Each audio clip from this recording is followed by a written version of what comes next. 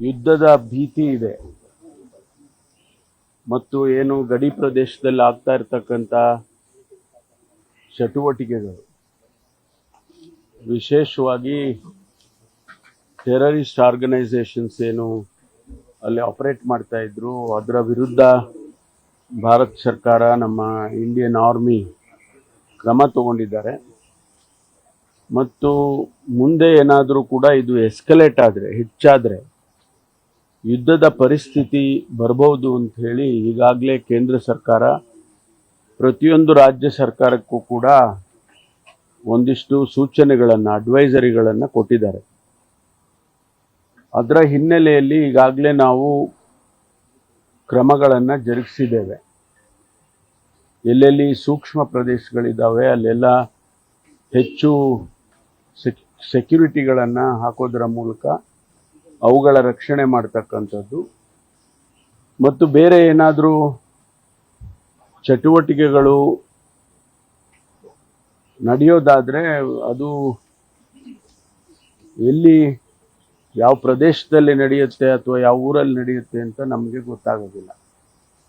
ಹಾಗಾಗಿ ಎಲ್ಲ ಇಡೀ ರಾಜ್ಯದಲ್ಲಿ ಪ್ರತಿಯೊಂದು ಪಟ್ಟಣದಲ್ಲೂ ಕೂಡ ಸೆನ್ಸಿಟೈಸ್ ಮಾಡಿ ಆಯಾಯ ಪೊಲೀಸ್ ಇಲಾಖೆ ಅಧಿಕಾರಿಗಳಿಗೆ ಸೂಚನೆಗಳನ್ನು ಈಗಾಗಲೇ ನಾವು ಕೊಟ್ಟಿದ್ದೇವೆ. ಮಾನ್ಯ ಮುಖ್ಯಮಂತ್ರಿಗಳು ಇವತ್ತು 4 ಗಂಟೆಗೆ ಸಭೆಯನ್ನು ಕರೆದಿದ್ದಾರೆ. ಉದ್ದೇಶ ಏನು ತಯಾರಿ ಮಾಡಿಕೊಳ್ಬೇಕು, ಒಂದು ವೇಳೆ ಅಂಥ ಸನ್ನಿವೇಶ ಬಂದರೆ ಎಸೆನ್ಷಿಯಲ್ ಕಮಾಡಿಟೀಸು, ಅದು ನೀರಿರ್ಬೋದು, ಆಹಾರ ಧಾನ್ಯ ಇರ್ಬೋದು, ಮತ್ತು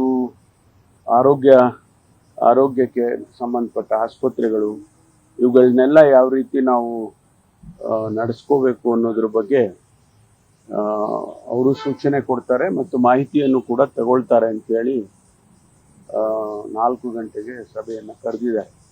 ಅದರಲ್ಲಿ ಗೃಹ ಇಲಾಖೆಯವರು ಮತ್ತು ಕಂದಾಯ ಇಲಾಖೆಯವರು ನಾವೆಲ್ಲರೂ ಕೂಡ ಭಾಗವಹಿಸ್ತೇವೆ. ಮತ್ತು ಏನಾದರೂ ಕೂಡ ನಿನ್ನೆಯಿಂದ ಈಚೆಗೆ ಏನಾದರೂ ಅಡ್ವೈಸರಿ ಬಂದಿದ್ರೆ, ಕೇಂದ್ರ ಸರ್ಕಾರದಿಂದ ಸೂಚನೆಗಳು ಬಂದಿದ್ರೆ ಅದನ್ನು ಕೂಡ ನಾವು ಚರ್ಚೆ ಮಾಡ್ತೀವಿ.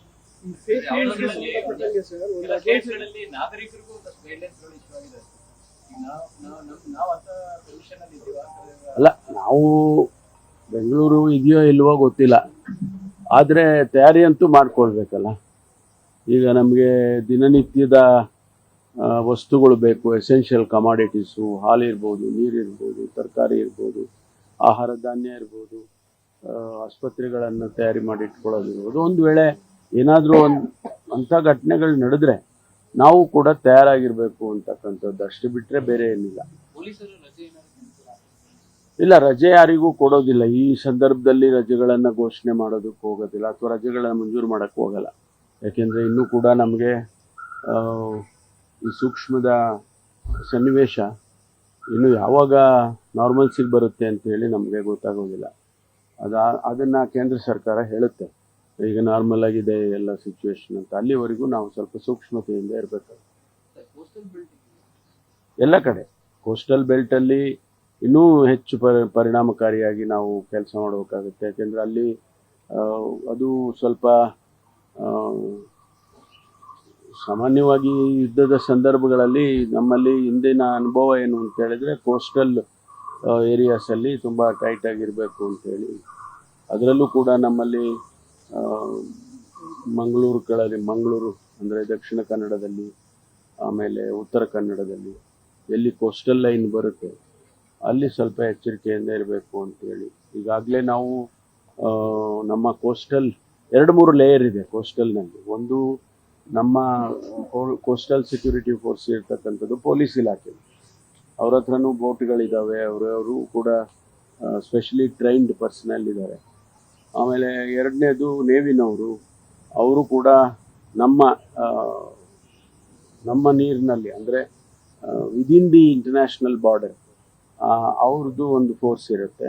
ಆಮೇಲೆ ಇಂಟರ್ನ್ಯಾಷನಲ್ ಬಾರ್ಡರ್ಗೆ ಬೇರೆ ರೀತಿಯಲ್ಲೇ ಅವರು ಫೋರ್ಸ್ ಇಟ್ಕೊಂಡಿರ್ತಾರೆ.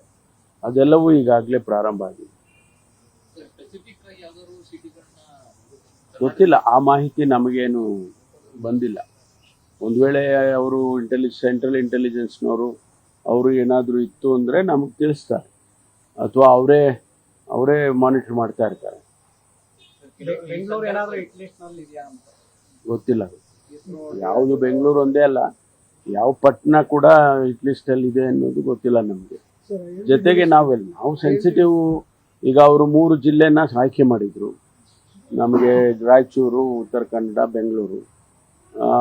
ಅದು ನಮಗೇನು ಹೇಳುತ್ತೆ ಅಂದರೆ, ಹೌದಪ್ಪ ಈ ಜಿಲ್ಲೆಗಳಲ್ಲಿ ಸ್ವಲ್ಪ ಸೆನ್ಸಿಟಿವ್ ಆಗಿರ್ಬೇಕು ನೀವು ಅಂತ ಹೇಳುತ್ತೆ.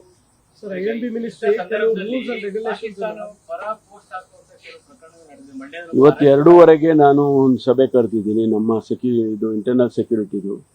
ಅದರಲ್ಲಿ IT ಡಿಪಾರ್ಟ್ಮೆಂಟು ಪ್ರಿಯಾಂಕ್ ಖರ್ಗೆ ಅವರು ಇನ್ವಾಲ್ವ್ ಆಗ್ತಾ ಇದ್ದಾರೆ. ಯಾಕೆಂದರೆ ಈ ಫೇಕ್ ನ್ಯೂಸ್ಗಳು ಸೋಷಿಯಲ್ ಮೀಡಿಯಾದಲ್ಲಿ ತುಂಬ ಜಾಸ್ತಿ ಹರಿದಾಡ್ತಾ ಇದೆ.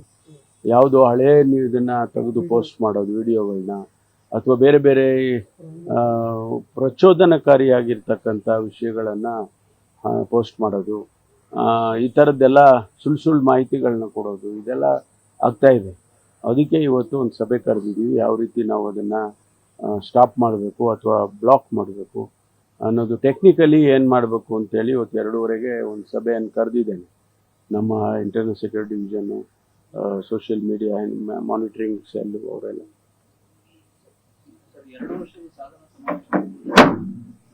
ಇಲ್ಲ, ಅದು ಮುಂದೆ 2 ವರ್ಷದ್ದು ಅಂತಲ್ಲ, ನಾವು ರೆವಿನ್ಯೂ ಇಲಾಖೆಯಲ್ಲಿ, ಕಂದಾಯ ಇಲಾಖೆಯಲ್ಲಿ ಪೋಡಿ ಮಾಡಿರ್ತಕ್ಕಂಥದ್ದು ಮತ್ತು ಅವರಿಗೆ ರೆಕಾರ್ಡ್ ಆಫ್ ರೈಟ್ಸ್ ಕೊಡ್ತಕ್ಕಂಥದ್ದು, ಅದಕ್ಕೆ ಒಂದು ದೊಡ್ಡ ಸಮಾವೇಶ ಮಾಡಬೇಕು ಅಂತೇಳಿ ವಿಜಯನಗರದಲ್ಲಿ ಮಾಡಿಕೊಂಡಿತ್ತು. ಅದನ್ನು ಮುಂದಕ್ಕೆ ಹಾಕಿದ್ದೇವೆ. 2 ವರ್ಷದ ಸಾಧನಾ ಸಮಾವೇಶ ಅದು ಆಮೇಲೆ ಮಾಡೋದು, ಅದನ್ನು ಮುಂದಕ್ಕೆ ಹಾಕಿದೆ.